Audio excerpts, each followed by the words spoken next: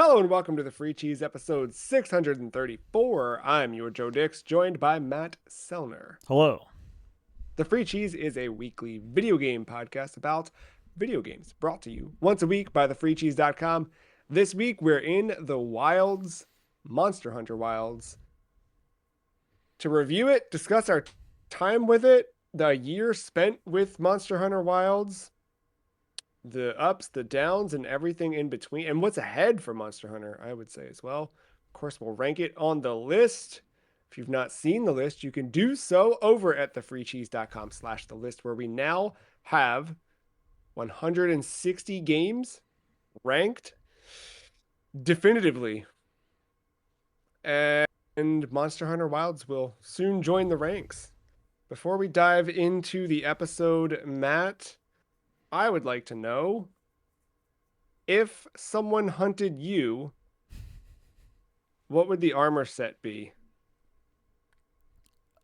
Am I just allowed just Monster Hunter or just any like? Oh, go for it. I mean, I could cheat. Go for it. Metal Gear Solid 4's snakes, auto warping camo.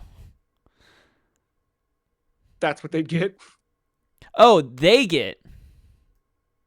Oh, yeah, I meant if someone hunted you and used your parts to make armor, what would the armor set Oh, be? yeah, I totally misread that. Oh, oh God, I'm.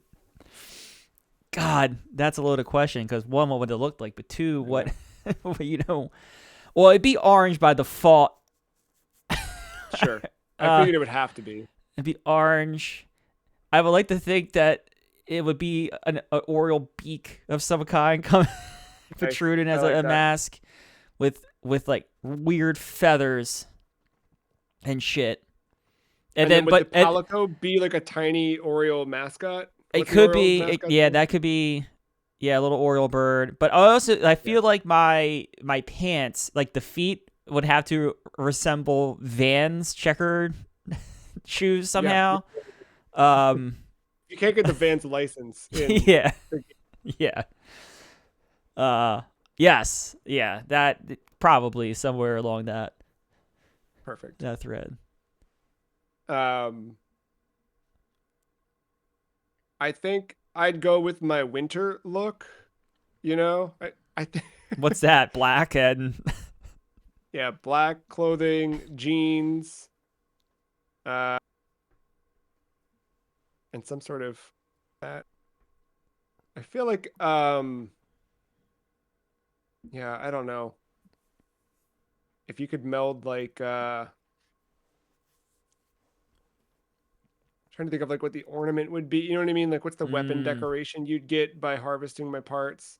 Be covered in hair. I know that much. That would be like a given. Be the hairiest looking. Yeah. At what point it's just called the Bayonetta set? Yeah. Good point. Has Bayonetta made her way into that's Monster Hunter yet? A question I do not know the answer to. I know Sonic has. That's one part of Sega's representation.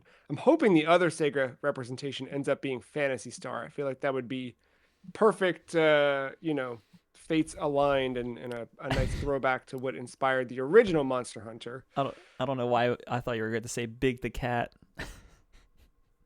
You could do Big. You could put Big in. They did in Rise. You get a Sonic costume for your Palico, a Tails costume for the Palamute, because they had the dog in Rise. And then you had Sonic, Tails, and Knuckles statues you could put on display in your house. So I feel like a Big is adjacent enough to that. We got a lot to cover in this episode, I think. What do you think? Yeah, there's some stuff to get through.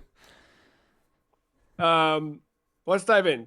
Monster Hunter Wilds, developed by, you're not going to believe this, Capcom, published by Capcom, released for the PlayStation 5, Xbox Series X and S, and Steam on February 28th, 2025. That's this year. Not a great, I don't know. There's not a great like back of the box description that I could easily find. Eh, What's yeah. the So we're gonna go with this here. An official description from the Steam store. You ready for this? yeah? The unbridled force of nature runs wild and relentless, with environments transforming drastically from one moment to the next. This is a story of monsters and humans and their struggle to live in harmony in a world of duality. I love that as a cat actively attacks you. Fulfill your duty as a hunter by tracking and defeating powerful monsters and forging strong new weapons and armor from the materials you harvest from your hunt as you uncover the connection between the people of the Forbidden Lands and the locales they inhabit. The ultimate hunting experience awaits you in Monster Hunter Wilds. We could leave it at that, unless you want me to set up the story and everything. Maybe we'll set up Ah, the story. set We'll up we'll do the story. story blurb. We'll skip the rest of it. The story blurb I think is helpful. A few years past, a young boy named Nata was rescued at the border of the Forbidden Lands, an unexplored region the guild has yet to survey. After hearing the boy's tale of his lone escape from a mysterious monster that attacked his village, the guild organized an expedition into the Forbidden Lands to investigate. And that's right where our story picks up at the beginning. I think before we dive in, the we got to hit the chupacabra in the room. Is it chupacabra? what, what's his name? Chattacabra. Chattacabra. Chatacabra. Thank you. I knew it was wrong. Uh, where are we at in Monster Hunter? You know, historically, I remember I remember when these hit 3DS, everybody was like super stoked, and I On downloaded hun. the demo, and I was not stoked at all because it was slow and weird, and you're like swinging the sword felt so heavy and just didn't work at all for me in that demo. And I didn't try it again until Monster Hunter World, and it still didn't click. And then I tried World again, and it finally clicked. It like started to make sense what you're supposed to do. And then I played Rise, and then Rise was the one where I like actually that's the first one I finished and got all the way through and played the DLC and like really really got it. And I then went backwards. So I've played some of 4 on 3DS. I've played a really good amount of Generations Ultimate on Switch, and then now of course Wilds. How about you? Where's More brief than that. what about, I own Rise on yes. Nintendo Switch. I don't have an hour count on it because my Switch, it did not get up to the point where the Switch said, tells me. Yeah, yeah. And then Wild is the first one I've really legitimately have jumped into. So why didn't Rise click for you? What do you remember of that game where it didn't? I I just think there was a lot going on. I have to go back a couple years and relive my play, but like I think there was just a lot going on. It was like slow-ish, slower than what I was Mm-hmm. compared to, and yeah, I just feel like I wasn't like absorbing everything the game was throwing at me, and I was like not having the best time with it because of that. I don't know. I Overwhelming maybe is You're the not correct word. wrong. I don't think that that is like an uncommon experience when playing Monster Hunter for the first time. It's what I felt with World, where I was just like, no, I get that people like this, but like, no. And I bailed on World. I bailed on all those demos. Like, it just didn't make sense. And like, they've definitely sped up the game, but the core of it is still kind of there. Like that core hunting experience of when you're fighting the monster, it's really I don't know that it's obviously changed, but the idea of it hasn't changed. And I think like the intentionality of combat hasn't changed. I think that's what always like felt off to me. Cause I don't know about you, but I remember coming into this thinking it was going to be like near automata versus monsters, right? Like that level of like 3D action or third person action, or a Devil May Cry, but you're hunting monsters or fighting monsters. And it's not that at all. Like it's so much slower than that. Um, so yeah, it did not click for me at first either. What drew you in to Rise? You? Oh, Rise? Well, Like you also bought you. Rise, right? Also, Yeah. Okay, but I've also made plenty of recommendations that you didn't go into. Like, what was the thing that you were like, okay, maybe this makes sense for me?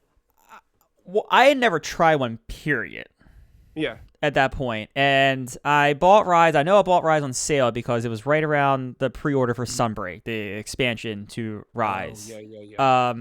And I was like, all right, well, if I didn't buy, there was the combo pack, but I just bought Rise. It was like $10 or something like that. And I was like, all right, well, I'll play this, and if I get into it, I'll pay full price for Sunbreak. I'll just miss the sale or whatever. And yeah, I played it for the first time. I don't know, it just wasn't. And this is me. This post Dark Souls, like from Software. It's just I don't know, something about the slowness of the combat, plus like the just amount of systems they were just throwing at you with how to use your weapon, traps, bait, buffs. Like it was a lot by Monster 4. And to my credit, maybe I just picked the wrong sword, because I think I have a great sword. I think that's the big one they call it, right? Yeah. Because I was going for a Final Fantasy VII thing. I think I named my character Cloud. I think I was like going for the Buster Sword, the Pala, whatever it is in that game. The Palamute, the dog. Palamute, the dog. Yeah. That was like Red 13. It was like a whole. It was a whole thing. Oh, and then the cat was Kate Sith, I think. Perfect. Yep. So I did. I went for a whole thing there. But yeah, no, I just the weapon felt slow. The rest of the systems were just like, what the hell is going on? It was just a lot, and I just fell off of it. And I think I was playing other stuff at the time too. It wasn't like I gave it my full attention either kind of thing. So I think in hindsight, I could probably go back and maybe like it now, but it just didn't click in the moment I needed it to click at that point. And I think that was the reason I remember recommending it to you, was the Dark Souls connection of, okay, those games are so centered around taking down the fight and learning the fight. And that's, I mean, now you see it in Wilds, I assume. Like that is the game, right? Like learn the monster, know what you're doing, and then figure out how to, get there and exploit it. We'll talk about this as we continue like through like the experience of Wilds, but why was Wilds for you the one to jump into now? I liked my weapon when I picked this time, because there was like this area to try them out, and I think I have been watching. I was excited for this game. I remember, like, if we go rewind back to the end of last year, I think like one of the things I think we said on air was like most excited game. I said this game, and you were like, "Oh, great! One of my objectives of how do I get Matt to play this next year is like done already. I don't do anything." So I was excited to play this game, and I wanted to like figure out the best entryway. So I already looked up some of the weapons. I was kind of leaning towards the longsword. They had that intro tutorial period where you pick your first weapon, and I messed around the longsword, got it, and then I like that weapon, a good pivot from the great sword, and then I really just like the community aspect of this. I like how me and you can just pick up and play. Well, we can kind of pick up and play, and like we can just hit monsters together. Now, I don't know if Rise has a multiplayer aspect to it, but I like the momentum of this game. Like, you were excited for it. I was excited for it. I think Mark for a day was excited for it. Like, there was there for a day, yeah. Yeah, it was a lot of like just community video game momentum coming towards this game, and I think, one, getting the weapon right this time, 2, Ashley being excited to sit down and learn the game finally. And then 3, you playing alongside me as we share stories back and forth. It's set up for a good time and finally for me to get invested. Yeah, yeah, I agree, and I think this one, I think World is really approachable, but I think after having played this one's definitely approachable. I think the thing that makes this one so easy to jump into and recommend to anybody right now is crossplay. I think the ability for players to meet each other where they are, because like you said, so much of this game is the community. Like it's great to play alone. I think we've both discovered that and appreciated through the years, and there's a different challenge to it, but there's also something about just like teaming up and whatever, whether that's with us together or as just strangers. um Pop that flare. you got to. Yeah, I mean it's the fun of this game is just like getting into the hunt. um for those uninitiated, let's back up a bit. How would you describe Monster Hunter? What's the general? It's an action game, but it is a hunting patient action game Mhm. with layers of systems where and what I this is what this game does do better than it slowly introduces the systems, but like you also can kind of engage with it as much as you want. Like if you just have Yeah. fun hitting the monsters just to hit the monsters and play and talk to people, you can do that. Mhm. Like I did for the first 45 hours of my time in this game. Mhm. Or in the last 25 hours of my time with this game, you can pull up guides on endgame builds and just chase the same monster relentlessly, hoping that a bolt gun drops from a specific monster so you can get that armor set complete so you can spec out your character to take out Omega Planetus. Yeah, like, and when that part clicks, it clicks.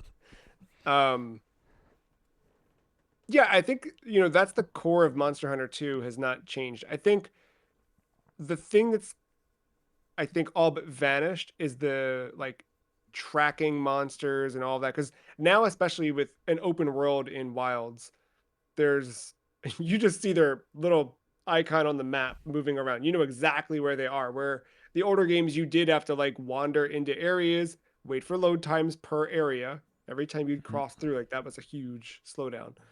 Um, but you'd enter those and you'd have to throw a paintball to mark the monster so that if they did move between areas, you could follow them on the map easily enough. It's a totally different kind of experience. But otherwise, yeah, I think the core of Monster Hunter has always been hunt the monster, get the armor, get the weapon, repeat, and just keep going. And for me, though, I think the ultimate thing is always the community piece of it, hunting together. And as for why we added it to the list this year, well, we're both playing it. It's a big game. And I've really, ever since kind of falling in love with Monster Hunter, I've really wanted us to all be able to get into a Monster Hunter game together, and we just haven't had the opportunity. So now that we have, and we've been spending a significant amount of time with it, it made sense to add this one here, talk about it, and rank it.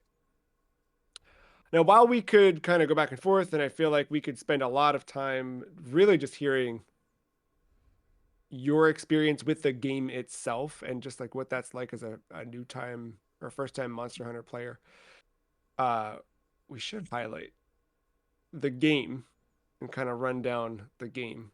Because I also want to avoid, well, I'll pepper it in. I want to avoid comparisons as much as I can because I feel like I already feel a tendency to be like, well, in this one it was like that. And I don't even know anything about Monster Hunter, right? Like if you really want people to be mad about comparing things, they're out there. But Right. um yeah. So who are you in Monster Hunter? Who do you play as? Uh, a hunter for the guild. It's nameless, right? Because you That's name yeah, it, your you name name is it, yeah. yeah. You name what you want, but yeah, you're for the guild, Yes. Hunters Guild.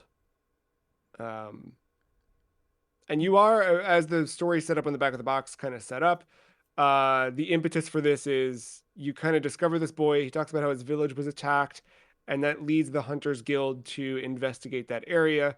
And you start to find that, believe it or not, there's some monsters kind of running wild that you have to take care of. Which, if you've played a Monster Hunter game, like the stories are always pretty much the same. It's like, yeah, we were living in peace until these monsters came along and you had to fight them, or there's a reason for fighting them. Um, and then there's always like some greater force that's causing the monsters to cause a ruckus, and that's the thing. It's usually the monster on the box that you have to fight at the end. Yeah, then the Um, the guild authorizes the hunt. that guild has authorized you to hunt this monster. Speaking of the guild authorizing us to hunt the monster, who's the key players in our story? We mentioned Nata. He's right on the back of the box. Um, but he's a I don't know if they give you how old Nata is, but yeah, he's a young boy, But he's native to teen, the land. native to the land. With you though. Um, Oh my god, what's her name? It's not Nora? No. Who's the quest you're giver? thinking of the handler, Alma. Alma. My god. Yeah, Yes, Alma. yes, yes, yes. Um can't forget Gemma, your Oh, blacksmith. Gemma the blacksmith. The one cool thing with Gemma that I still don't know if it's been um fully confirmed or not, but I believe Oh, Gemma right. is the the blacksmith's apprentice from Monster Hunter 4, I think. Um, yeah, I don't know. There's a lot of comparisons between the in-game character model there and here, where she's now grown up and she's become a full blown blacksmith. Um, or as the Monster Hunter Wilds website describes her, a smithy with the research commission. She'll take care of all your weapon and armor crafting needs. And then yeah, Alma's she's the quest giver, she's the handler, the hunter's handler. She lets you know which monster hunt requests are available. She grants you permission to hunt those monsters, and she also goes with you on quests. So she'll be there, like with support. You can um, get items from her, kind of on the fly, things like that, as you're in the middle of a fight, etc. You also have these other like support characters. You've got Olivia, Athos, Eric, and Werner That's what I was trying to as sort of find. like, yeah, support characters that'll come on hunts with you later on in the story. And in terms of story characters, you have Nata, you have Fabius, or is it Fabius, the kind of lead of the Hunters Guild. And then I think our favorite, Rove, the little, I always call him a cat man, but his official Oh, yeah, yeah. uh, race or yeah, I don't, is a Species? woodwood species. Thank you. Yeah, yeah, yeah. A woodwood, which are cat-like raccoon things with witches' hats that live in the woods. Um, those are, I think, the major players across the game. Yeah. Um, you meet some others. There's Tashin. There's some Yeah, others that give you food it's and whatnot. you're gonna know some of them more than others depending on what you're chasing. Because again, these characters unfold and become characters you talk to, much like any live service game where there's multiple currencies, there's crafting. You need X and Y piece from this vendor, and you need to create Z piece with this vendor using Mm-hmm. W piece in combination with X piece. And then you meld it and you get Z piece, but then you need a Greek letter from an animal, then gotta combine them to make some gloves. And a lot of that too, I will say, well, maybe not. Do you feel like that stuff is handled well in terms of like introducing those systems to you? Because that's the part with Monster Hunter that can be so overwhelming, is like, well, you need to be talking to this guy once every 6 missions because you're going to be getting materials from the cats that are sent out. Like there's all of that stuff like to min max. There is this game will give you a reading prompt, and it will go away, and you probably never see it again. I've learned more in the last 15 hours Yeah. than I did throughout the story on these types of systems, on like melding the decorations, Yeah. or like repurposing decorations for points where you can roll the dice to try to get the decoration you're going for. I mean, the game explains pretty well, like, hey, you got to hunt the monster for these pieces. Look at the monster guide to see which monster you need to do, the possibilities of drops, what body parts, if you hit them specifically, because there's the new, I mean, not new to me, but new to you, the targeting system in this game where there's where you can open wounds and calculate or capitalize on the wounds being hit. But like the monster guide is so in depth. Yes. It And it is always kind of has been too, which is nuts. nice.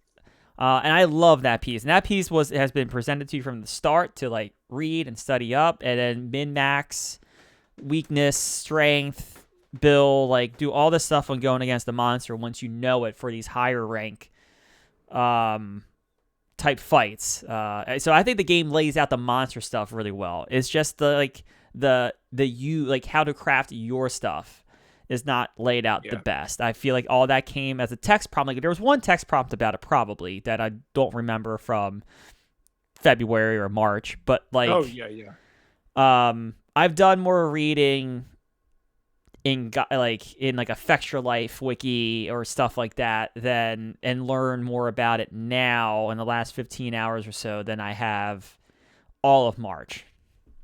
It's definitely one of those games where there's stuff in there, but it doesn't. This is not a great game at teaching. It never has been. It has gotten better at teaching you some things, but it still misses the mark in a lot of that. And I think people who aren't, it's not even about being patient because I think you can have patience and still not click with the way that this game rolls it out. It's just a matter of like, I think you've got to trust the game is going to get there and trust that you're not really missing anything by missing everything. I think that's important to know. Like, there's a ton in this game and you don't need it. Like you said, you put what 40 hours into it before 45 hours into it before you realized like, oh, that's how this stuff works. Yeah. And you still enjoyed that 45 hours, right? Like Right. there's so much to it. I think this is probably a good time to say this. Like I actually equate it, and I don't know if Capcom saw the success. Like I feel like stuff's so late in development they couldn't pivot, but like the World Tour mode in Street Fighter 6. Mm-hmm. That game to me, or the World Tour mode to me, to Street Fighter 6 is exactly what this campaign did for me for Monster Hunter as a whole. Mm-hmm. Where like if it finally like it maybe went on a touch too long, and it's required on like World Tour I could play for 2/3 of it and be like, all right, I'm ready to hop online now and play a completely different game. But this, whether I'll say this is welcome is another debate, but this held my hand to get me to learn the monsters. And I think the campaign does a really good job of letting you individually, like one at a time, see a monster, see his weaknesses, introducing it into your world guide or your field guide for you to learn how to, what weapons you would want. Whether you need to farm that ant or you farm that monster to get said armor set or weapon set or whatever, or if you just want to min-max build against it and just grind it for whatever reason. I think the campaign does a good, probably not 100%, like 5 out of 5, but a 4 out of 5, I think, good intro to all of that stuff, which is the key part of this game, to be fair. And I think you saying that says everything, right? Because like if it worked for you to guide you through and get you there, that's all it is. Where I feel like you kind of need it, right? And I think like that was the part I struggled with this because I I know people who have played Monster Hunter like you, others as well, Yeah. that struggled with this campaign. But in turn, I'll say that like so the other part of Monster Hunter Wilds specifically is once we cleared that campaign, there wasn't a ton for us to do after it was done. We had a little bit. There have been updates regularly enough, but we kind of fell off after the core campaign pretty heavily. Um, and in turn, in the time between that and us coming back to it really heavily, um, the Nintendo Switch 2 launched. And I don't know how much Switch 2 you've played, but the thing I noticed about the Switch 2 is that all of my Switch 1 games are so much better than they were on Switch 1. So I ended up going back to Monster Hunter Generations Ultimate because I'd never finished that one because the load times were so abhorrent that like it just took forever to do anything in that game. And remember those games, every time you cross through to a new section, you have a new load time. It just took forever to play and it wasn't enjoyable. Switch 2, dude, I mean it's like, when you boot something up See on a what you did there. yeah, when you boot up Spider-Man on PS5 and you do the fast travel, like think about how quickly that stuff works. That's pretty much Monster Hunter night and day comparison. So I ended up going back to that. That said, like my problem with Monster Hunter Wilds campaign speed or progression is not isolated to Monster Hunter Wilds. Because going back to that old game, it's still a slog because I know where I want to be and I can't get there until I'm through it. It's just like the nature of having to go through those campaigns. I think the only time you can get around that is when you hit the expansion because they give you the armor to let you kind of like speed Mm-hmm. run the campaign rather quickly. Um, but otherwise, this is just it is what it is. Once you kind of know it, you have to kind of slog through it. That said, I found most of the campaign this time around, story wise, interesting enough to keep my attention. Um, and I like the new monsters we got in this because that was exciting to see. Like, I really didn't know any of the monsters. They did a good job at showing a little bit before launch, but keeping a lot of it safe and surprise. Um, like, I don't think I knew that we had octopus skeleton types added to the game until we were playing it. Um, it was a surprise to me, and they've been some of my favorite additions to the game. Um, Going through the story campaign, are there any memorable fights from the story stick out to you?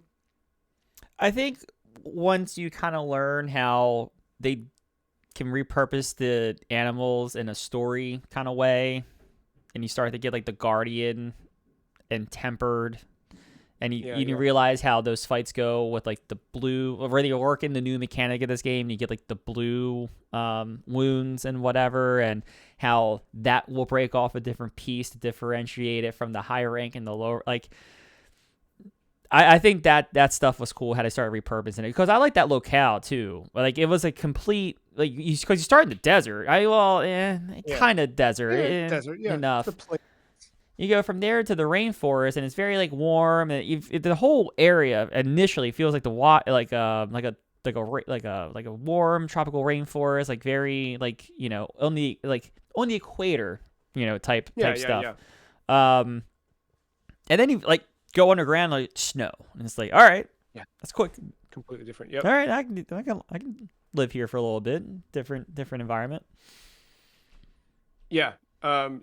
You mentioned the wounds a couple times now. Why don't we dive into some of the changes that are new for Monster Hunter? So one of them is the focus combat, focus attacks, and the wound system, which are new to this. So focus lets you hold the L2 equivalent to kind of hone in and do like a focus strike on a specific spot. Or you can toggle it.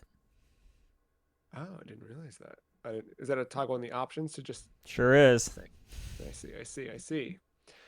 Uh, and that kind of goes in tandem with the wound system. So as you continue to strike in the same spot on a monster, which if you're playing Monster Hunter, you do want to target specific areas because one, they're weaker in certain spots, but two, they're also going to drop very specific parts from specific parts of their body. And as you do that and you're hammering away or clawing away or whatever it is away at the one spot, you'll start to see a glowing bit. Especially, you'll sometimes see it kind of mid combat. You'll notice it usually because there's like a red indentation around like a white area. But if you hold L2 to focus, it'll start glowing and you'll see that kind of orange glow. You can attack that. And depending on whether or not, you get a good hit in or the stagger chance is high enough, you can stagger the monster and knock him to the ground at that point, and you get to go all out. Wail away. There's also, yeah, there's also tempered wounds. So those are the blue ones Matt talked about. Where later on, there's tempered monsters, which I believe were in World before. They make a return here. Um, and in that, you get different parts off of the tempered wounds that you then take back to make very specific types of weapons. Like those are all of the Ardian weapons or Arshan. I still never looked up to see if it's Ardian or Arshan. But yeah, that's where you get those from. Um, Another big change. I'll say this with the wounds, the change to adding that is so nice for the how quick this game can go, which I still go back and forth, honestly, on whether or not I like the speed of this game or if I think it's too fast at times. Because I remember some hunts in previous games I've played where, like, it takes a long time, which I like that some of these don't, but I also feel like sometimes they go so quickly they're done. I will say, now that we're in the post game, I don't feel that way as much as I did when we were in the story campaign. Have you noticed a difference, or does it still feel relatively the same lengthwise? No, they're definitely longer. You can even tell by how long they give you on the field investigation. Yeah, that's a good point. Okay, I didn't know how that felt and shifted. But the nice thing about that is when a monster starts to try to leave the area or go and heal somewhere, if you've got a wound you haven't exploited yet, if you can get it real quick before it takes off, you often can stun that monster. And sometimes that's the difference between having to chase it to a whole other area or just killing it right then. Speaking of other areas, this is open world now. So that's added not just, complete open map, monsters roaming the field. You can just walk up to a monster and start fighting it and initiate a quest. But it's also added the sacred, which is sort of like a chocobo like creature, but it's a big bird you can ride around on. Um, and the chocobo, the sacred's also kind of available at all times in combat, just with a flick of the D-pad, push up on the D-pad, you'll call it over. You can jump right on it. It's quick, like evasion for heals, for sharpening if you need to sharpen. Um, it's also by default set to auto follow your target or auto run to your target. So you can, if the monster runs away, hit up on the D-pad, start auto following, start sharpening, do your heals, that kind of stuff. Um, yeah, pressing right on the D-pad will let you jump on the sacred and swap your weapons, which is another new piece. You can now carry two weapons at a time, and they don't need to be the same weapon type. So if you're someone who does like to dual wield or you like to jump back and forth between weapons, you can kind of do that without having to go back and forth from the equipment box, which is wild. Um, I kind of did that early on where I was swapping between a few. Now I tend to have like a one that I know is sort of general all purpose, and then know like, okay, if we're jumping into a fight where something's weak to water, my primary will just be the water weapon I have and go from that. How have you been balancing that the same way? Because you stick to longsword now.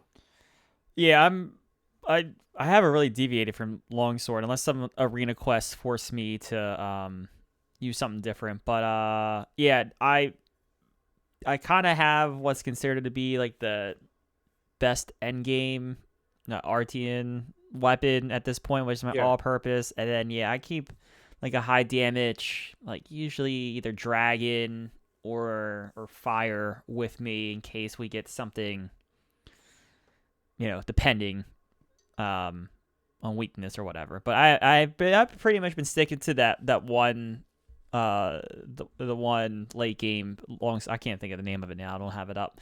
So my other Yeah. computer saved in Yes. Opera GX. um, yeah. So no, but when we were going through the campaign and up until the point where I got kind of like that late game weapon, I had two different things. It was like a dragon and fire, or a dragon and lightning, and whatever. Um, but no, I do like the idea of having like that second weapon for you to kind of mess around with if you absolutely wanted it, or like if you're crazy and have like that super long range like gun build, and depending on who gets Yeah. called in, they're all wailing away on swords, but you feel like you need someone to fall back. Like it's not a bad thing to kind of be able to play like support all of a sudden, and that's Yeah. something I've been thinking about as I might be switching to a second weapon at some point. We haven't talked about this at all, so I'm actually Oh, excited to hear a lot more about your second weapon. Do you have a second weapon picked out? I will probably be fucking playing some music in the background and being that You're support going. one. I was gonna say I've seen people start to pick up hunting horn as an alt to do some of those buffs and things like that. This is, oof, man, that's a whole new. And I saw a dude with a really, I think it's the Lalabarina hunting horn. Looks so sick. So, all right, we got stuff to talk about. Yeah, two weapons. I mean, it changes a lot. Especially with it being open world too. If you're just kind of wandering by yourself, not playing with anybody, it's cool to just like have a couple things on hand and just jump into fights and see what is awaiting you. I think another change for this is how much story is in this. Um, I I've played a few of these now, and this definitely has a much more like heavy emphasis on story. Tons of cutscenes, really putting that RE engine to the test. Um, yeah, there's not been as much story as is in this game. Um, we got a couple directions we can go, but I think one thing I wanted to ask is, do you remember the first monster, campaign or otherwise, that gave you real trouble? Um, I think the one that kind of beat me, I think it's the second one. The one that kind of beat me into submission of like, all right, I gotta like actually study and sit back is the Quama, the one. Oh, yeah. Yeah. Never said that out loud. But the one is the blue. It's in the first area. It's usually dark blue with like a like red hair going down the spine. But the main thing, it keeps throwing down flint. Like it swipes its tail and it throws down flint, and then eventually it will use that flint that is thrown down to do this circular like fire move, where you can't be overly aggressive and you end up getting hit, and then you're burning. You have to roll to kind of put out the fire. You being burned. Yep. And I think that killed me the first time, just because like that move just I didn't see it coming or whatever. But that one kind of was like, all right, you kind of like stop wailing away, stop being aggressive, stop playing this like Devil May Cry or something along that nature. Yeah. Wait for your window of opportunity. Play it like Dark Souls.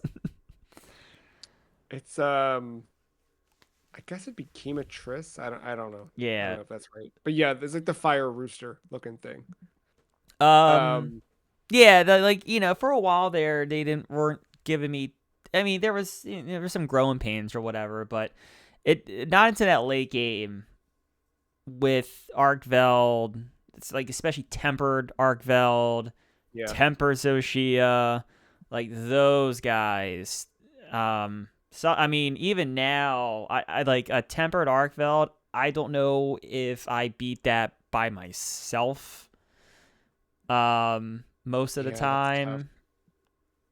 Zoshia is a pain in the ass of a fight. I mean, because we were grinding that in March when we were trying to each get the Nominus or Numinous, whatever that armor set Yeah, is. armor set, yeah. Um, Yeah, and even I that think one, like, Zoshia and Jin Dahad were the two that we really had a tough time. I feel like Arkveld wasn't too hateful. I yeah, don't I think remember. Jin Arkvale, I think like with people, I'm fine with. Is Arkvale like I'm trying to like by myself? Could I take down a tempered Arkvale? I don't know. Yeah, probably. Yeah, that's tough. Jin Dahad was the one that I think that was the first one that had a gimmick to it where you had to hide behind stuff as Yeah, it did its, yep. and that really threw a lot of people off. So even if you and I like, I remember when you and I finally figured out like, oh, this is what we've got to do. We'd jump in to try and do it with people, and you'd have people who like just still didn't get it, and it was You burn a frustrating too life. because like, yeah, but you'd also use the like calls to be like, come here. Wouldn't do it. I think it's gotten better now as people have gotten into it, but I think when they first brought Rathian and Rathalos into this, especially the Guardian Rathalos, that gave us some trouble. Oh yeah, Rathalos. Yeah. Yeah. Well, and I know this is recent and not necessarily in the campaign, but we just had a lot of fun with a Rathian Yeah, what Rathalos the fight. fuck happened there? How many hours we had? I don't know, man. It was a dual hunt. I mean, it might be a thing, but yeah, Well,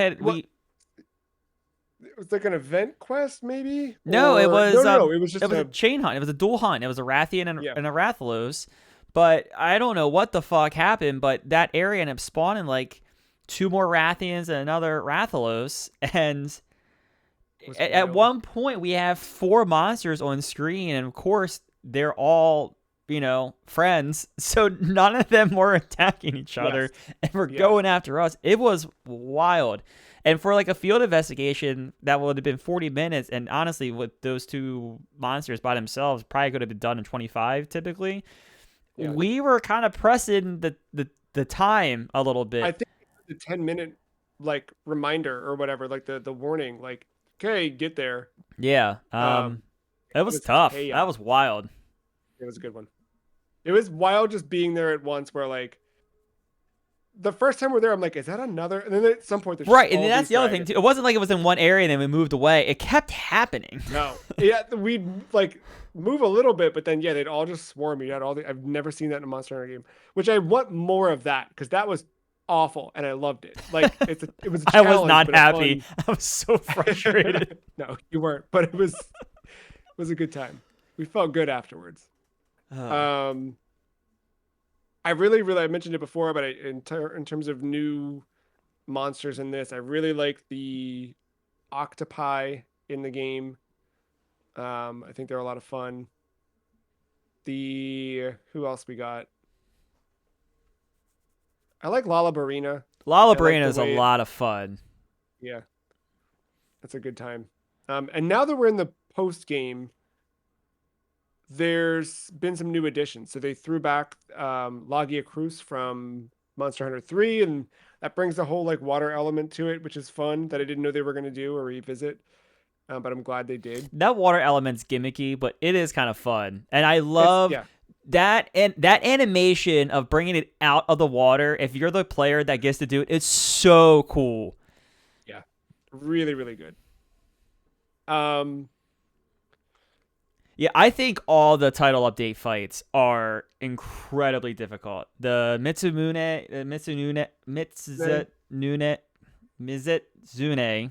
God, Mizitsune. God, I Yep. learned how to read. That's a tough fight. Yeah. I think like even normal version of that, it's beatable, but Yeah. still a tough fight. And it was Um, not that hard in Rise, but they really ramped it up for this.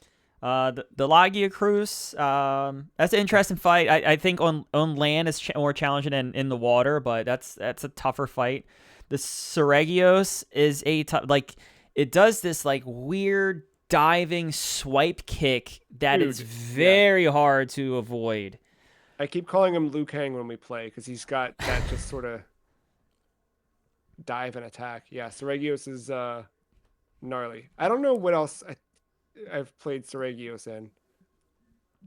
I don't remember what other games he was in. Was he in Rise? Yeah, yeah. They added him to Sunbreak. That's where I knew him from.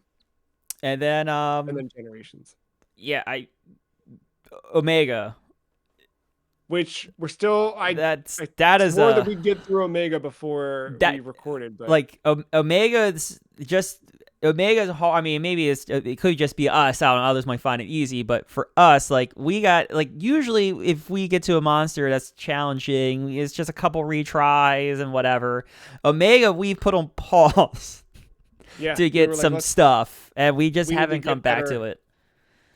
Yeah, Yeah, that fight's insane. really, Also, really tough. but it feeds into all the Final Fantasy 14 stuff, which I don't know if you want to get into Yeah, some of the stuff they've done already, but that's been the driving force of bringing me back. When what was it, Gamescom or I think opening night live, Gamescom? I think it it was was. either Gamescom Was that or August? E3 that announced that this was going to be. I think it was Gamescom. I Yeah, think it was Gamescom because RE9 took the floor at E3 or whatever. yeah, yeah. Um, but no, when they announced that Final Fantasy 14 was coming with Omega and all the Final Fantasy stuff, I was like, all right, cool. This is the thing that's going to finally bring me back. Title update. And yeah, we've been both playing it since then. I would say most Yeah, days, if not half the week usually or whatever. yeah. Yeah, but that fight, that's like been the pie in the sky goal this entire time is Yeah. conquering that fight. But I kind of coming back to it, I've been kind of going back through some of the stuff I missed. Part of that being the Street Fighter 6 stuff that came out during the summer with Akuma and the Arena Quest. And the way the attention to detail on these crossovers is so good.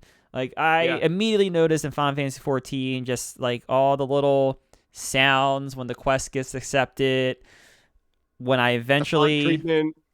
the font treatment, Omega. I mean, Omega is a raid fight in the main core of A Realm Reborn, but Yeah.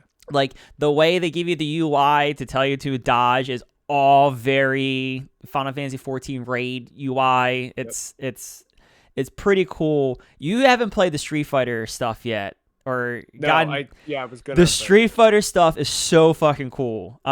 It's not the same type of fight as Omega. It's a beatable fight by yourself. Well, you have to play it by yeah, yourself.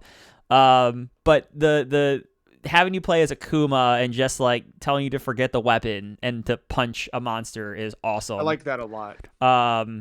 And they build in like there is what's the what's L1? Hadouken? No, not Hadouken. Well, I think there is. I think there is a combo to do that. But what? Oh God, when you hit L1 and you counter with the spray. Oh my God, it's like a limit. Oh, yeah, yeah, yeah. And you can stun them if you hit them. Something arts.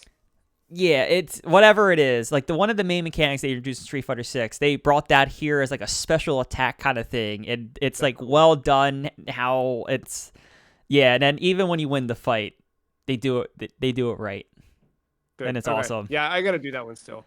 Um, That but yeah, no. that So was honestly what drew me to Monster Hunter to begin with. I know I asked you earlier, like, what was the draw, and I never threw it out there, but it was Samus. It was the fact that like 4 or whatever on 3DS had a Samus skin, and I was like, I want to see what that looks like, and like, and you could get Link's stuff and whatever. There's just costumes, but like they've really upped it in the last few years, especially this one now. Like, seems very much like it's the fact that they're borrowing so much from the other games, like in mechanics and animations and things like that. That stuff is really, really intriguing. I'm really curious to see where they go next with it. I think I, I don't know. I don't know what I want. Resident Evil. Yo, let me hunt Yes, Nemesis. I Let me want. hunt Nemesis. Oh yeah, yeah. They could do something cool with that in February. Um, yeah, I don't know. The next title update is December, but we don't know if it's gonna have a collab or not. The collabs, well, let's see. Collab for title update 3. Akuma was maybe I think it was 2. an event. I don't think he came with two A necessarily. title update. Yeah, maybe not.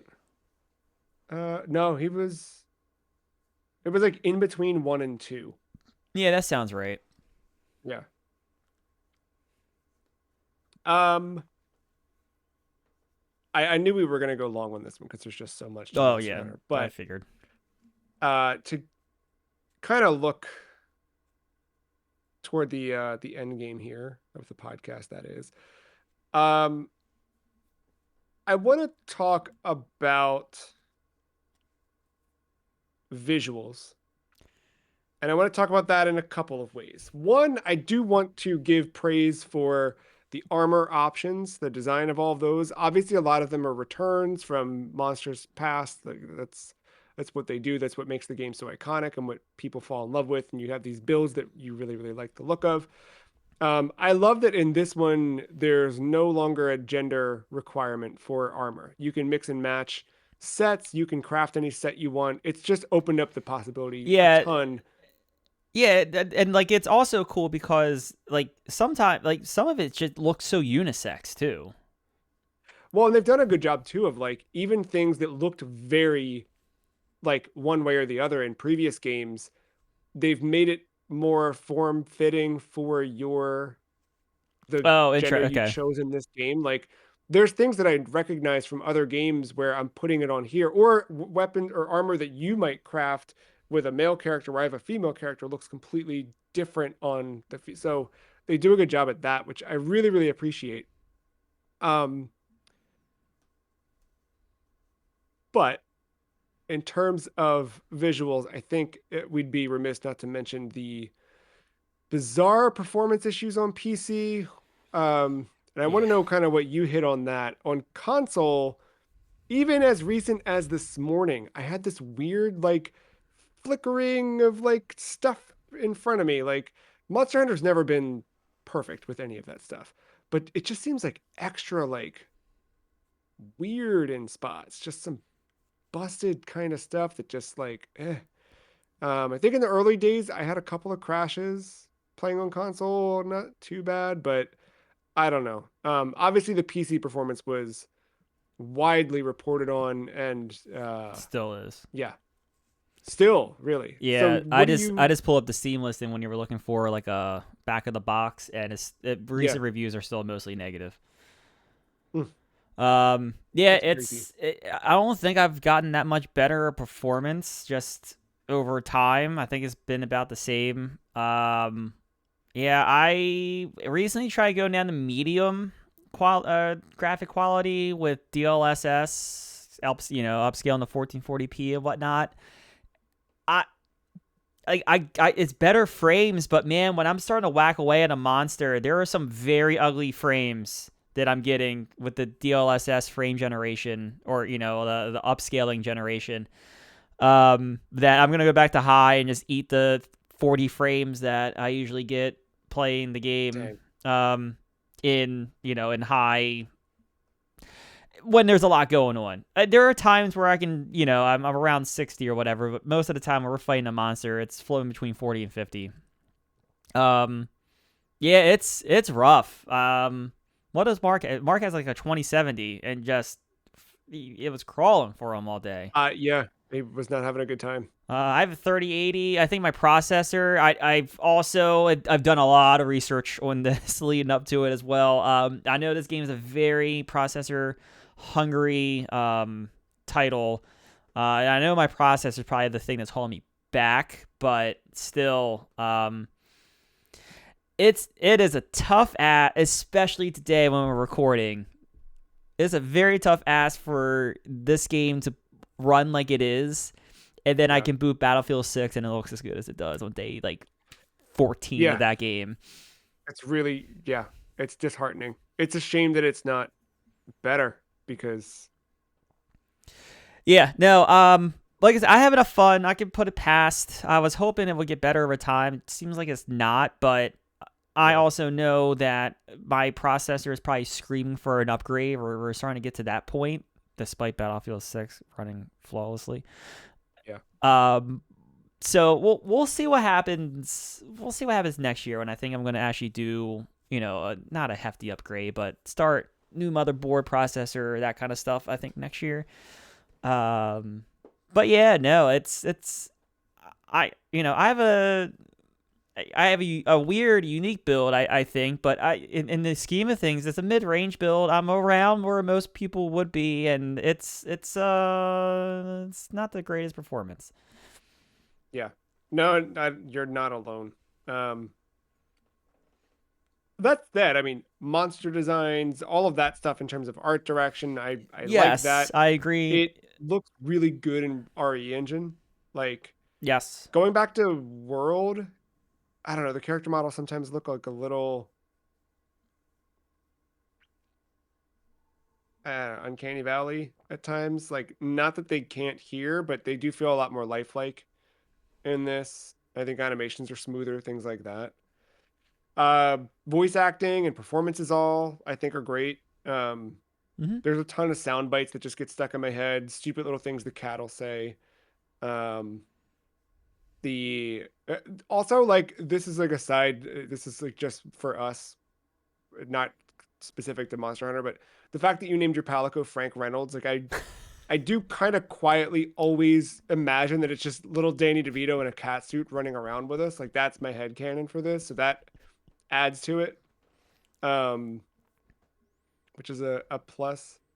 I think I heard. I Um, don't think I said anything because we were in the heat of the battle, but I think I heard Katie say something about it. Who's Frank Reynolds? yes, yeah. Just like oh, Frank Reynolds, thinking it was like a random player we were with. It's like no, it's Matt's cat. Um, yeah, really good. Let's see. Is there anything we didn't cover about Monster Hunter that you wanted to touch on? um, I don't think so. We hit the monsters, the combat. I would say the weapon. I don't think the weapon variety has changed much from past titles, but like Yeah, no new the weapon this time. variety, just period, is crazy because there's guns, swords, dual blades, short blades, axes, musical instruments. It Yeah. is crazy, and they all have these incredibly specific combos. Like it is just learning one weapon's intense, like to its 100% potential, but learning Yeah. all of them is an incredible feat. Um, And I'll say from like past game experience and now kind of doing it again this time, if you ever kind of get tired of the game, but you still kind of feel like you want to play, switching a weapon just changes everything. Like for the bulk of this game, I was playing Sword and Shield, where normally I too would go longsword as like a default like base. Let me get started, and then like I don't know why, but I'd switch to Sword and Shield in Rise or something right before we were playing this. So I went into this Sword and Shield for the most part. And then now that we've done a ton of it, I'm like kind of itching for dual blades again. And I've been doing that, and it's completely different. But I also know that I had a good time with Switch Axe in Rise, so I'll probably switch to that at some point too, and it just starts the loop all over again, in a good, exciting way because it's like you learn stuff. It looks cool. Yeah, it's a different Yeah, and beast. then, I mean the armor set will stick with you obviously, but like you probably have Yeah, so many spare monster parts from grinding various things or whatever. Like you can kind of catch up quick, and especially now with the way the Ardean weapons are, where like they're their own separate like currency piece. Like yeah, you get them for whatever, you just don't get them for the weapon you're using. So you probably have pieces to craft some kind of high rank yep. maybe not the highest rank maybe to begin with, but some kind of high But rank. something to jump Yeah. over. Yeah, it was easy enough to transfer over to dual blades and then kind of fill in the gaps as we've been going versus some previous games where like getting the materials just can be a slog. Um, I think Do you have a favorite I monster to hunt or to battle against? I know you said man, that's difficult, but tough. Yeah, is yeah, there just like yeah. a fight that's fun for you? Um, man, I gotta look at him. I That's tough. I think a Jarrakan is really fun. He's the like Akuma looking Oh yeah, fire. Yeah. Um, Funny enough, that's the He's one you fight as Akuma. Oh, that makes a lot of sense. I We mentioned Lollabarina. I think Lollabarina is a really fun one. Um, and yeah, I think New Udra is another good one. That's the um, Okay, that's the that's the other. oil uh octopus that catches fire. What Yeah, about you? because there's I was thinking Zuwu's the other octopus one. Zubu is also good. Yeah, I Yeah. like Zubu as well. Um, I like the we don't fight him a lot because I just don't need his body parts, but I like the Ram Popolo with the Dude, way Ronpopolo's it yes, deflates. It's such a cool yes, mechanic as you hit yeah, up or hit on the puffy parts of them. I think that's a cool fight. I like as frustrating as it can be at time. I do like that the Hirabamis are usually in packs. So even if you're just hunting yes, one, you yes, always have to deal with multiples, and yet yep, the dung becomes a thing for you. a necessity. Yeah, Um, yeah, and like I said, I they're hard, but I'm having a lot of fun with the new fights. yeah. From the title updates. Seragios, I'm having fun learning. Um, is that I'm not looking at the Lagia title. Cruz. Lagia Cruz. Uh, And Shout out to Alan and Gail Buscatel for our lovely evening with Lagia Cruz, where I, me, you, them, left and right, we just one of us would faint, and of course you'd faint enough that you got to start that fight again. You and I were still learning the fight, and for some reason, those two, it was Alan Buscatel and Gail Buscatel. They just kept rejoining us. I don't know if they were in the lobby with us or what, but like we just kept getting paired up with them to fight Lagia Cruz. Um, yeah, we got there. Uh, yeah, there's not many I don't that I dislike fighting, but it's a good time. shout out to the Nursella in the for the quest in Final Fantasy 14. Yeah, yeah, yeah. That was really well done how they did that. Yes, I That was like that that a was a lot. fun fight because of it too. Yeah. Because it was just so happened that I ran it right before you hopped on, and then you were like, "Oh, let's run." I was like, "Oh, I'll play with you." And you're like, "Oh, it's this thing. Oh, it does this." I was waiting for it because the first time I saw it, I was like, "Oh shit, it is a That is different cool. fight." It's really cool. Yeah, no, I agree. There's a lot of fun fight. I think I like the stuff that flies is annoying because they can fly, but I wonder how much Hmm. of that is like, oh, if I had a gun, you know, Hmm. or if I Yeah, had a horn to play it easy down. enough. I don't know. There's some kind of gravity. Fucking, who knows? Who knows? Um, no, the fights are fun. And that's gonna be the thing that keeps bringing me back to this game. It's just hitting stuff is a lot of fun, and then as you What do do you the think it is about that though? Because I there's it's the same monsters, right? It's however many monsters are in the game, 20 monsters or something, maybe more than that. But like they don't get old, and I can't figure that out because other games I would get tired of it, but it just works. why do people play New Game Plus on Dark Souls Yeah, and I know. Bloodborne? It's like the thrill of it, and you like when you go and you, especially the high rank hunts, right? Like, yes, we can beat down a normal Arkveld, fine, right? Sure. But it's that challenge of like the tempered Arkveld, and Yeah. it's like the high risk plays that you do. What fuck is it, Ray Dow that The one we've been running a bunch. Yeah. I don't know why. It's a fucking Yeah. habit now. I try to parry the big one The shot lightning. kill. I do it. It has cost us at least 4 hunts at this point. Yeah. But it's just ingrained in my head. Like, I'll get the timing, and it's gonna be Yeah. fucking awesome when I finally It's gonna when I rule. nail it religiously. I hit it one Yeah. time, and that's the whole impetus behind this. All you needed. Yeah. Once you know that you can, you will. Yeah. That's it's Yeah. I the don't know why. thrill of the It's hunt. like, I don't I'm know. It's happy a that habit. It's a fucking habit. I literally, oh, I gotta dodge. Oh shit, never mind. It's I fucked up. I'm dead now. Yeah. No, I'm happy that this doesn't get old. Um, to that end, I think this game is a lot bigger than some of the games we usually cover. We've covered some long games before, but this one, I mean, we're not done with this. We're going to be playing this one well into, I assume, next year. When the expansion, if an expansion comes, which I assume it will, Yeah, it's gotta be I something. imagine we're both getting that. I don't think this is going away. How does that change or not change or shape your opinion of a game? Like knowing that this is something you're going to be in for a long time.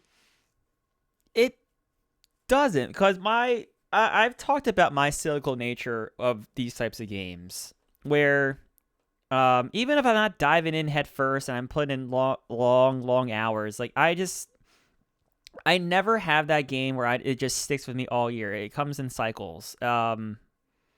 And so like a game like this like just enhances that behavior. Like I get to check in, Mhm. and then no matter whatever it is, if it was once a year, 3 times a year, whatever. But like I know when I check in, there's gonna be like this breath of fresh air. There's gonna be a little catching up, sure, but then I get like right as I catch up, I'm gonna be in it.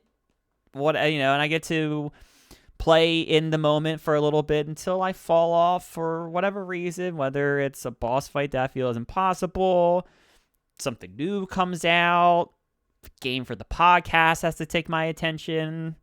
Yeah. In the curse of college football, I played it for way too long, and then I realized I had to play 3 games in 2 weeks. Like, like all, that fun stuff. Stuff happens. Um, yeah, I mean, so like when a live service game, when it's good and it Hmm. has my attention, I it's like it kind of is perfect for me because I know how I play video Yeah, games, yeah. like multiplayer games like this.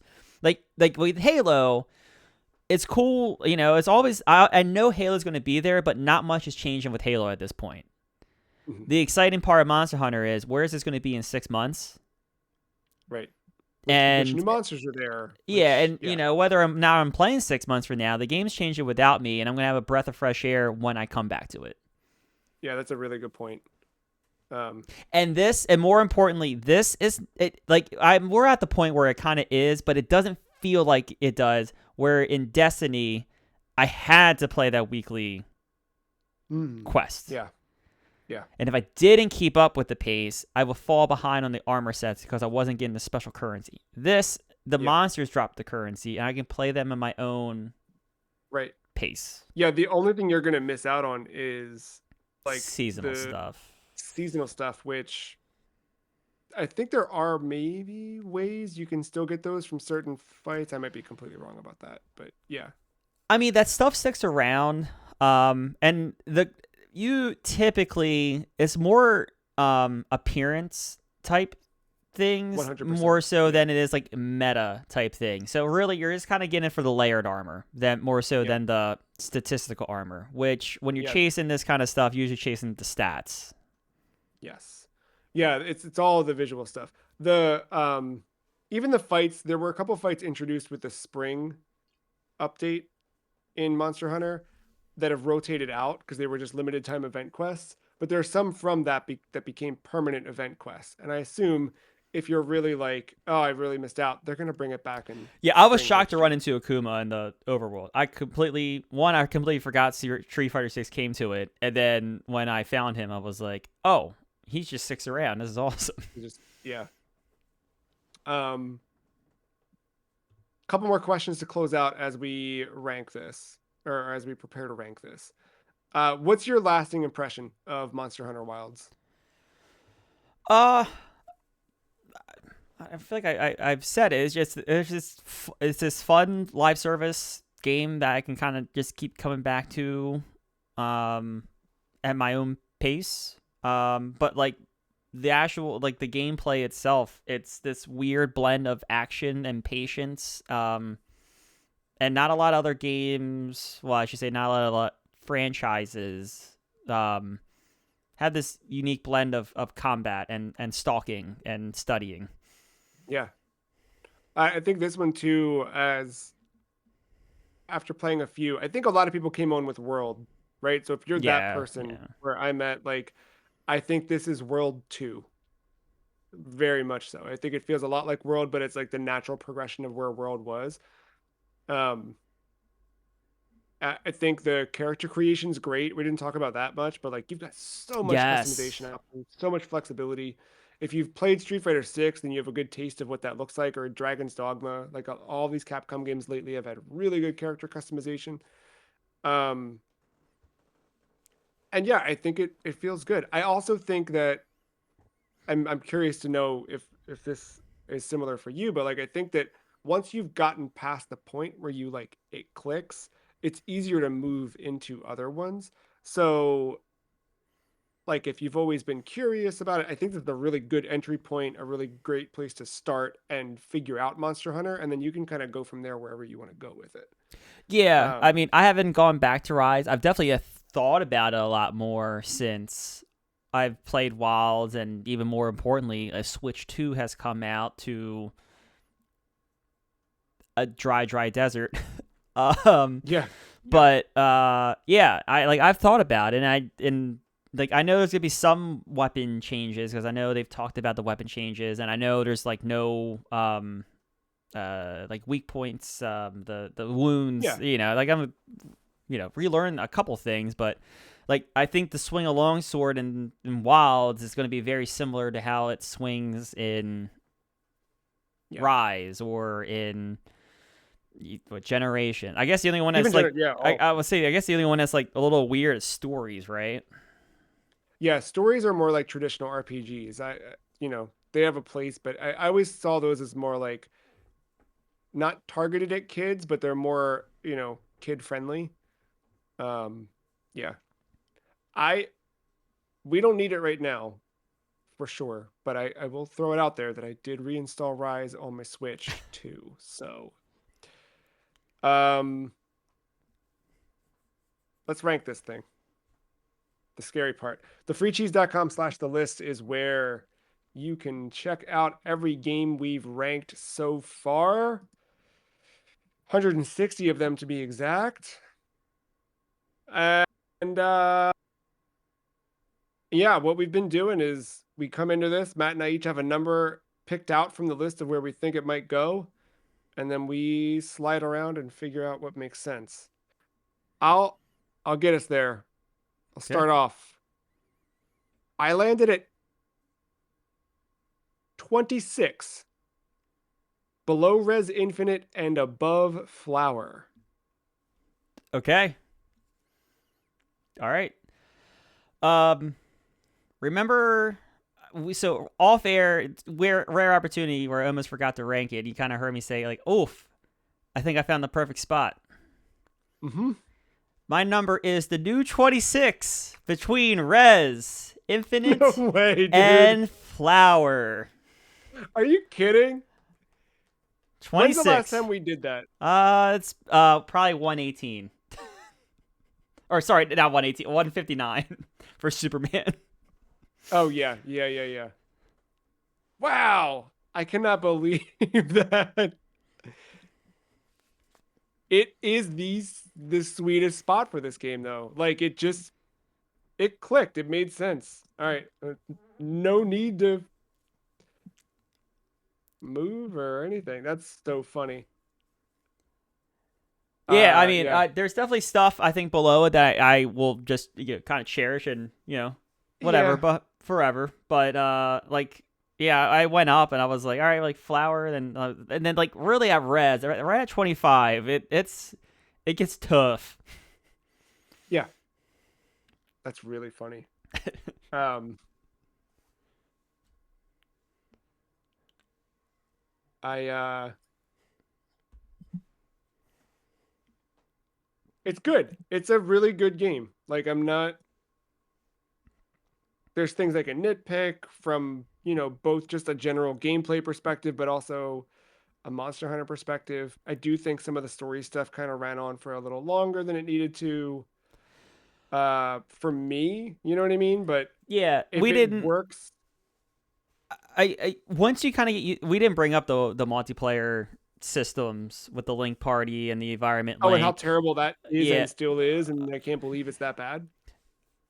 right. But I have to say, once you kind of remember to join the link party, And Yeah, that kind I of know. does work pretty flawlessly when one of us just enters the quest. So It's true. for as weird, I'm just gonna call it weird. For as weird as it works for this game. And I'll say this, the thing that I like about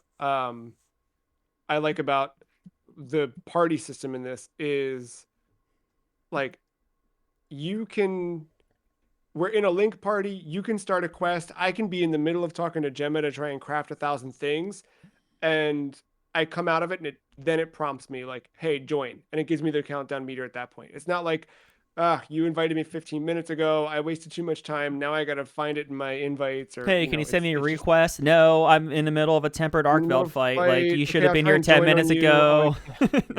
Yeah, like all that you don't have to worry about that stuff.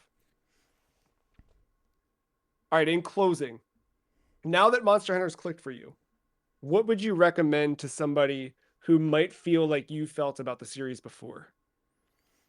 In terms of like advice to get into the game, or Yeah, because you know what it is now, right? Like it hit and you understand it and you know the loop. What's I would say if you're if it's something where you're picking it up just blindly, like take time and don't be discouraged if the first weapon isn't clicking for you. I would say if you're interested and you know you're going to pick it up or you're very close to picking it up, look up the weapon guides and see Mhm. what is going to click with you. And again, you can do two weapons. You run two weapons. Like you can run five weapons at the same time. You just can only carry two. Like you can do whatever you want with it. I just think there's a lot of people that kind of like are like long sword builds, maybe a secondary build, and that's kind of it. Maybe potentially a tertiary. Yeah. But like there's nothing stopping you from using your resources and building up 10 weapons at the same time or whatever. But I think finding that weapon that you like just enjoy using and the mechanics behind it, and then you learn the monsters, and then it finally gets you into the game where the rest of the stuff can finally click. And Yeah. then you can kind of go from there and be like, all right, well, I had a lot of fun with the longsword or whatever, but what's this weird trumpet do? Can't wait for you to be dooting around this game. Yeah. Yeah, and I, Because I then, think because then it's like now you know the monster mechanics, and while you're learning the weapon, you're not trying to learn four things at the same time. You're really yeah. just trying to learn your weapon.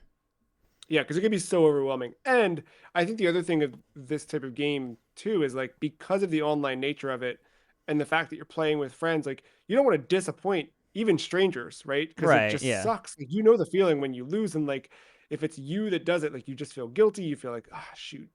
Um, and it really stinks. So like, and I've had it too, where like I remember I don't think I had it in this one, but in Rise when I was really learning, I remember there'd be certain fights I'd be stuck on, and I'd try to join like ones that were already in progress so I could learn them. And there were certain people I kept getting paired up with, and when I would join, they would quit, and I'm like, okay, got it. Like it feels bad. So yeah, but I think that's good advice. Like, learn the game, be patient with yourself. Once you know the monsters, it's easy to change weapons, to try different things, to be a little bit weird with it. Um, yeah, Also, just I'm looking forward to playing more. don't be a dick either. Yeah, yeah, be nice to people. Like You were new once too, you know? I still am. Get into an Omega fight with me. We're not coming out of it.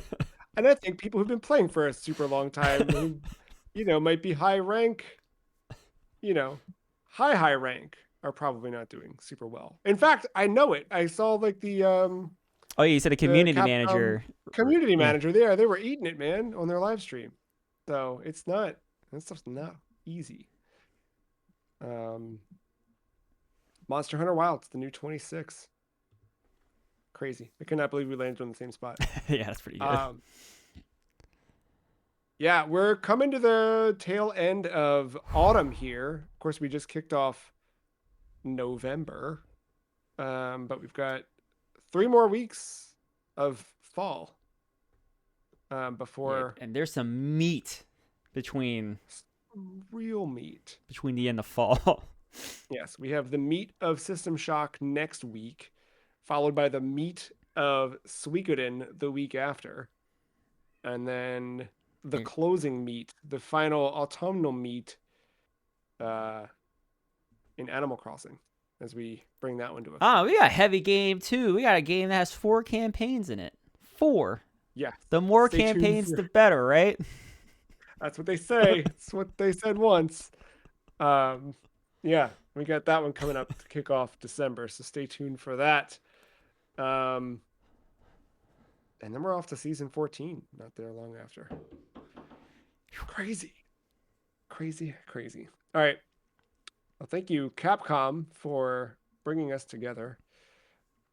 Thank you, Matt. Thank you all for hanging out with us for another episode of the Free Cheese Podcast. Tell a friend about it. Email us at podcast@thefreecheese.com. Go to thefreecheese.com. Till next week.